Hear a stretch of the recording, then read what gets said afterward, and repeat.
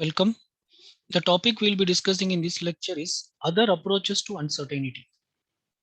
So in the last lecture, in the last few lectures, we are discussing about uncertainty. Basically, whenever we talk about uncertainty, we used to deal with probabilistic approach. But in this lecture, we'll be discussing some few techniques uh, which are other than probabilistic techniques, which can be used to deal with uncertainty. Right? So whenever we talk about uncertainty, we use probability theory. So probability theory has a long tradition in dealing with uncertainty. But to be fact, it's a wonder that AI has considered many alternatives to probability. For example, the earliest expert system, which was developed in 1970s, they ignored uncertainty. Rather, they used strict logical reasoning. But soon it becomes clear that this was impractical for most real world domains. Soon it was clear that using uh, dealing with uh, uncertainty without using probability is impractical in real world domains. So the next generation of expert system, especially in medical domains, they started using probabilistic techniques. But again, when they use probabilistic technique, they came up with a problem. The problem is, as long as the problem size or the domain size is small, you can apply uncertain reasoning with probabilistic technique because you need to calculate less number of probabilities. But as the size of the problem scale up, the amount of probabilities that is to be calculated, it increases exponentially because normally they are solved by using a full joint distribution table. And as the number of random variable increases, the size of the full joint distribution table also increases. And hence the amount of probability to be calculated increases exponentially. By this time, the Bayesian network were not known. Because of this reason, again, the probabilistic approach fell out of favor during 1975 to 1988. And during this period, a variety of alternative techniques to probabilities have been tried. So some of these techniques were rule-based approach, Dempster-Shafer theory, and fuzzy logic. So basically, these are some of the techniques to address uncertain reasoning without using probabilistic technique. Right? So in this lecture, we'll be discussing about rule-based approach and Dempster-Shafer theory. And fuzzy logic we'll be discussing in the subsequent lecture. So first, let us try to understand what is the rule-based approach. The rule-based approach, basically it depends on three properties. The first property is called as locality. The second is called as detachment. The third is called as truth functionality. So here what we are discussing is, so basically we are discussing like how a logical system, so so normally our logical systems are rule based system. How a logical system can be used for how a logical system can be used for uncertain reasoning. But if you see the typical logical system, they have a property called locality. So in logical systems, if you have a rule of the form A implies B, then we can conclude B given the evidence A. But this will not work with probabilistic reasoning, because in probabilistic reasoning there is some degree of uncertainty. So you cannot always say that A implies whenever A is true, B is true. So in probabilistic reasoning, it will be something like this: A implies B 0.9, which means that whenever A is true, B will be true 90% of the time, but there is a margin of 10% of the time. During 10% of the time, when A is true, also B may not be true. Now here is the challenge: how are we going to represent such info in a rule-based approach? So this is the first challenge. The second is detachment. Again in a logical system, if you have a rule of this form A implies B, then you can immediately use the proposition B. Wherever A comes, you can use the proposition B, regardless of how it was derived. That is, it can be detached from the justification. So wherever you want to apply, you want to replace A with B, now you can apply because you have a rule A implies B. Okay. So the proposition can be used regardless of how it was derived. That is, it can be detached from its justification. But again, this is not the case with probability. The source of the evidence for a belief is important for subsequent reasoning. So in subsequent reasoning also, you have to ensure that the source of evidence exists. So again, the question is, how are we going to represent this phenomenon also? And the third is truth functionality.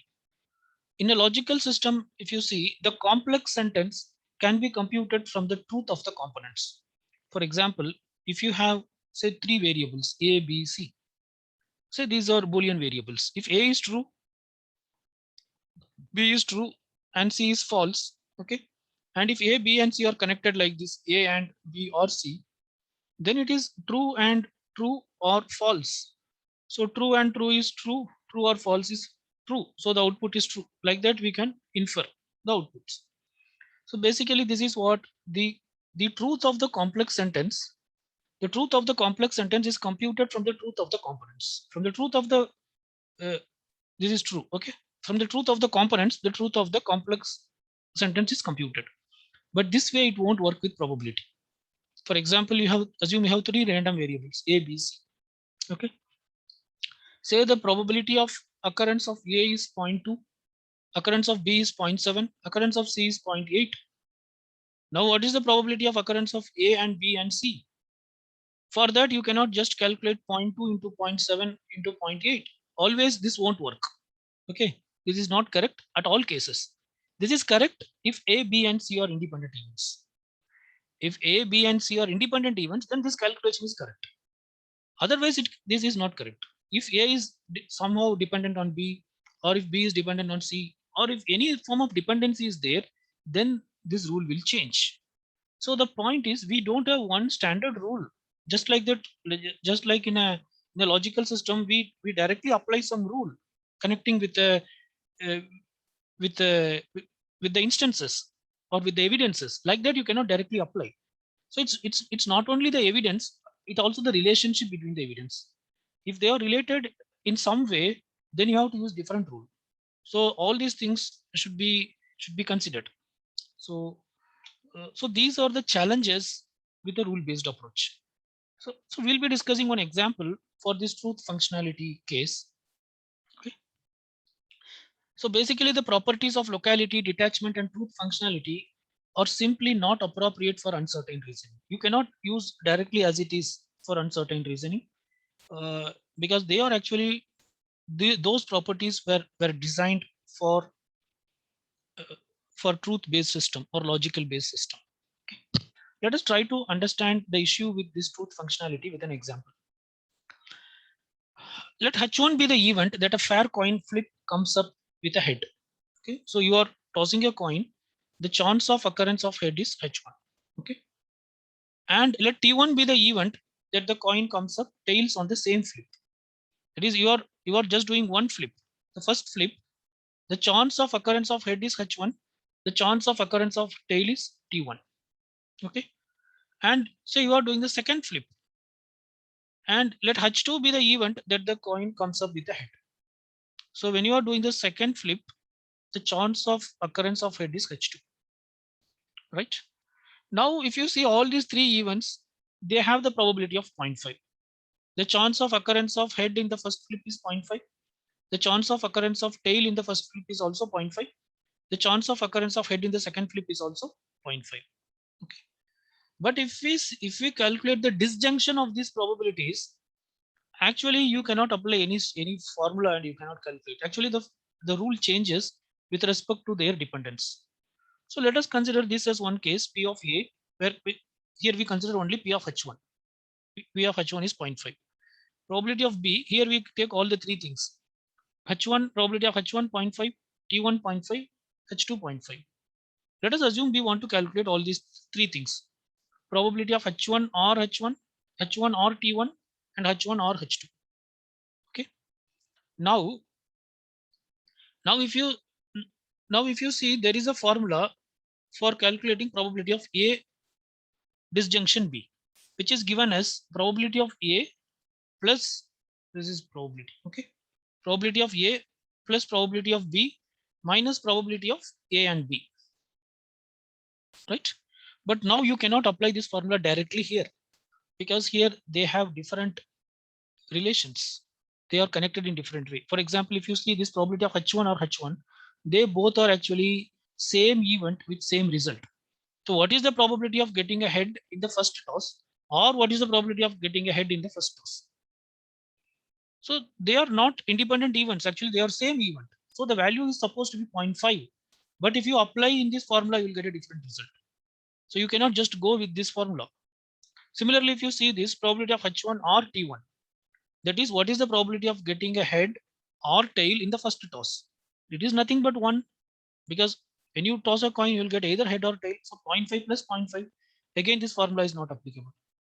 But if you say this case, probability of H1 or H2,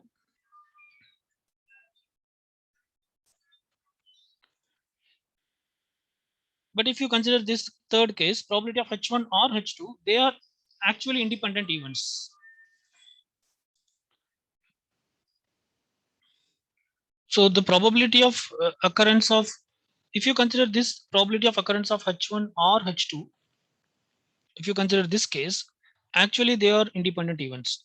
H1 is independent of H2. Okay, they are no way dependent. So here you can directly apply to the formula.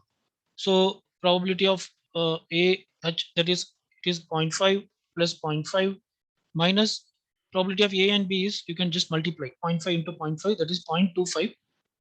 Okay, which is nothing but 1 minus 0.25 is 0.75. But it is not applicable for other cases. So if an artificial intelligent device or a program should infer this, then they should know how these events were related. Okay. So here what we can see is the probability of the disjunction depends on the event themselves, not just on their probabilities. So the probability of the disjunction not just depends on their probability values. They depend on the event themselves, right? So this is also a challenge. How the rule based system or how the rule based approach is going to deal with this challenge. Okay. So it gets worse when we chain evidence together. So when we chain evidence together, it gets more worse. For example, the truth function system have the rule of the form A implies B. Okay, that allows us to compute the belief in B as a function of the belief in the rule in A. So both forward and backward chaining system can be devised. You can chain in forward direction or in backward direction. The belief in the rule is assumed to be constant and is usually specified by a knowledge engineer. So so uncertainty means it is a degree of uh, basically it's a degree of belief, right? So that should be actually represented as a constant, and it should be specified by the knowledge engineer. So this is an example. A implies B, zero point 0.9 we are saying, which means that whenever A is true, B will be true 90% of the time, but there is a margin of 10%. So we'll discuss one more example for chain evidence. So let us consider these two rules. So here this rule is called as causal rule. This is a causal rule, whereas this rule is called as diagnostic rule. We call this as causal rule because rain causes wet grass. So that is what this rule says. Rain causes wet grass. So whenever there is a rain, the grasses will get wet. This is a diagnostic rule which says that whenever there is a wet grass, you can infer that there is rain. If you observe wet grass, you can infer that there is rain. Okay. But assume that an AI agent, an artificial intelligence program has sensed there is a rain. Okay, it has sensed there is rain. So it will conclude there is a wet grass. Now we are talking about uncertainty. So it will conclude there is a wet grass with some probability, say 0.5. Now actually it should stop here. If the program is written properly, it should stop here. But it is highly likely that it may apply this to this rule, because there is another rule which says that whenever there is a wet grass, you can infer rain. So if it applies on this wet grass, so wet grass value 0.5, so it will infer rain. So it may get 0.7. Again, it may apply this on rain, right? Now there may not be the rain, there may not be this much rain, but it just applies the rule. 0.7, so there is rain infers wet grass, so it may get 0.8.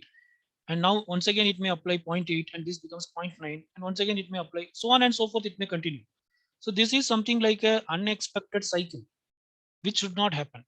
So so so this is also another challenge. This is also another challenge which the rule based approach should take care of. So there will be this type of rules, which may get fired when one event has taken place. When this event has taken place, this rule may get fired automatically, and this rule may make this rule to get fired, and these two rules may make each other to fire repeatedly. Such activity actually should be avoided, because initially you are inferring that because of rain there is a wet grass, so stop here. Now that should not be applied on this, right? But this is challenging, how we are going to ensure that using rule based approach. So there is also something called as intercausal reasoning. So there is another rule which says that sprinkler creates wet grass. Because of sprinkler also there may be wet grass. Now say that there is this rule, wet grass. This is the diagnostic rule. From wet grass we can infer rain. Now if the sprinkler is on, say the AI agent has identified that the sprinkler is on, so it concludes that there is a wet grass with some probability, zero point 0.6. Now if it applies on, now if this rule got fired, that wet grass is of 0. 0.6, then it will conclude that there is a rain of some percentage, 0.7. Again again this is a wrong assumption, because this time the grass got wet not because of rain, it is because of sprinkler. But here your logical system says that there is a rain, but actually there is no rain. So so this kind of uh, things should be avoided. So the AI program should ensure that all these things are taken care. So basically we are discussing these are the challenges that is faced in a rule based approach. So given these difficulties, how can truth functional system can be made useful in practice? Truth functional system means logical system. Because you in the real world you cannot apply pure logic. There is always a degree of uncertainty. So the answer lies in restricting the task and in carefully engineering the rule base so that undesirable interaction do not occur. So what is the solution is restrict the task. So don't keep number of tasks, restrict the task, and by using careful engineering so that undesirable interactions are avoided. So these are undesirable interaction. In the previous example here, when you see rain and if there is a wet grass, stop here. This rule should not get fire. So if you, because of this, if this gets fired, then that is undesirable interaction. And because of this, if this gets fired, then that is an undesirable interaction. Similarly, if because of this rule this gets fired, that is an undesirable interaction. Such undesirable interaction should be avoided, right? So one of the classical example for truth functional system for uncertain reasoning is MySyn, which is a medical diagnosis system which was widely used in expert systems during late 1970s and 1980s.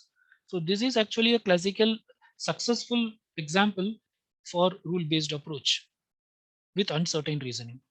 Okay, so that's it about rule-based approach. Next, we'll be discussing about representing ignorance, using Dempster-Shafer theory. Okay, so the Dempster-Shafer theory, it is designed to deal with the distinction between uncertainty and ignorance. So basically this theory is designed to deal with the distinction between uncertainty and ignorance. So basically it computes the probability that the evidence supports the proposition. See, this is the beauty of this theory. It actually computes the probability of the evidence that supports the proposition. Normally, if you see the probabilistic reasoning, actually they calculate the probability of the proposition. Proposition means whatever the statement you want to check whether it is true or false. What is the probability that tomorrow it will rain? So checking the probability of that, instead of checking the probability of that, Dempster-Shafer theory will check the probability, will compute the probability of the evidence. Say for example, you have a rule like cloudy implies rain. Okay. Now, now, now, if you in case of probability, we'll calculate what is the probability of rain. But with Dempster-Shafer theory, we'll calculate the probability of being cloudy. What is the probability of being cloudy, and how it will we'll calculate the probability of being cloudy. That is evidence. We calculate the probability of evidence. From that, we'll decide whether there is a rain or not. So that's what the Dempster-Shafer theory is going to do. It is going to calculate the probability of the evidence, not the proposition. Okay. This measure of belief is called as belief function. So whatever the Dempster theory calculates, that is called as belief function, and it is written as BEL of X. So let us try to understand Dempster-Shafer theory with an example. Suppose, assume that you pick a coin from a magician's pocket. Okay. So given that the coin might or might not be fair, so the coin may be fair or may not be fair. What belief you should ascribe the event that it comes up head? So here what you want to identify, what is the chance of occurrence of head? Chance of occurrence of head. Now here, what is the evidence? Actually, there is no evidence. We don't know whether it is a fair or not a fair coin. So whether it is a fair, it may be a fair coin or it may not be a fair coin. So with certainty, we don't know whether it is a fair coin or not a fair coin. So there is no evidence. So in this case, for this event, we don't have any evidence. And Dempster-Shafer theory only calculates the probability of the evidence. As we don't have any evidence, it cannot calculate anything. Dempster-Shafer theory says that because you have no evidence either way, you have to say that the belief of heads is zero, and the belief of not heads is also zero, because there is no evidence. We need a evidence for anything, because Dempster-Shafer theory is going to calculate the probability of evidence, not the probability of proposition. Here there is no evidence. Evidence is this, whether the coin is a fair or not. We don't know whether it is a fair or not. Hence, Dempster-Shafer theory will say that belief of head is zero and belief of not head is also zero. Okay. Now assume that you have an expert at your disposal. You have an expert at your disposal who testifies that 90% certainty that it is a fair coin. Okay. Now you have an expert at your disposal. Now you have an expert at your side, and who testifies that with 90% certainty that the coin is a fair coin. That is, he is 90% sure that probability of head is 0.5. Now, then with Dempster-Shafer theory, BEL of heads will be 0.9 into 0.5. Because with 90% certainty, we know that it is a fair coin. So we are doing that 0.9 into 0.5, which is 0.45. And what is the BEL value of not head? So this is also 0.9 into 0.5, which is 0.45. Now, if you add up this 0.45 and this 0.45, you get 0.9. So there is a gap of 10%. That is not accounted for evidence, because we have an evidence of only 90% belief with the evidence. Okay. So 90% of the 90% we are sure that it is a fair coin. So remaining 10% we don't know. So that is the ignorance part. Okay. So this is how the Dempster-Shafer theory is proposed, but this theory is not much understandable even in the scientific community. So it does not have much practical applications, but still this is also one of the technique for dealing with uncertainty without using probabilistic approaches. Fine, let us stop here for today's session, and we'll continue with fuzzy logic from the next lecture.